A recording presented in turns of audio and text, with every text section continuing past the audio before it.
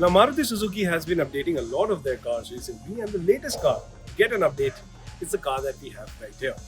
This is the 2021 model of the Maruti Suzuki Swift, and I know at first glance it doesn't look all that different, does it? But stick with us through this video. We'll tell you about all the changes that the car has got, along with the big one that's under the hood, and we'll find out how much of a difference does that make to the Swift experience that it is known for all across India. Best way to get to it is to get to it right away.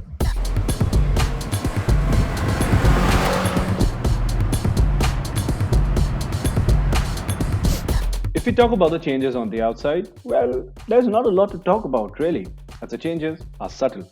The front grille has been updated, and perhaps this is the only way that you can tell that this is the 2021 Swift, as it now runs a chrome strip on it. Additionally, the grille has a mesh design which replaces the horizontal slats that it used to have.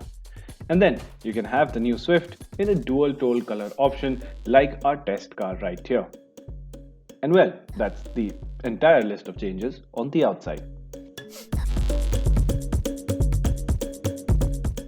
Stepping in, there are a few more substantial changes that you get to see.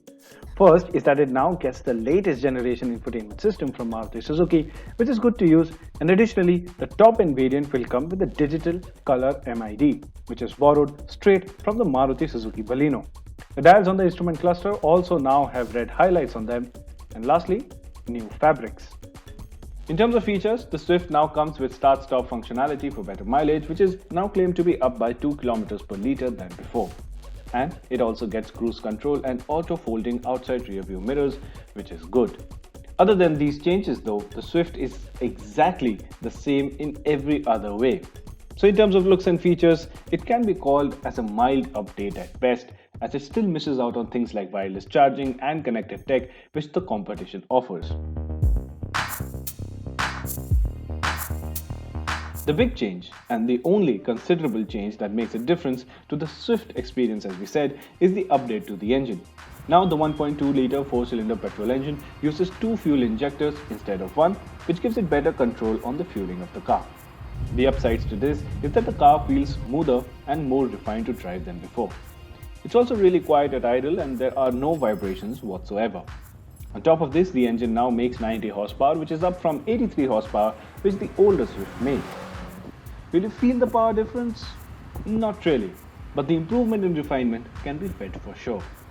Maruti Suzuki has also updated the steering wheel motor so that it now centers properly, but I found it to be intrusive and missed how the older steering wheel felt. Having said that, the changes may be far and few, but they bring important feature updates to make the Swift catch up to the times and do not alter the personality of the car too much when it comes to driving experience. The Swift is still one of the best hatchbacks to drive, and despite having a price bump, is still good value for money.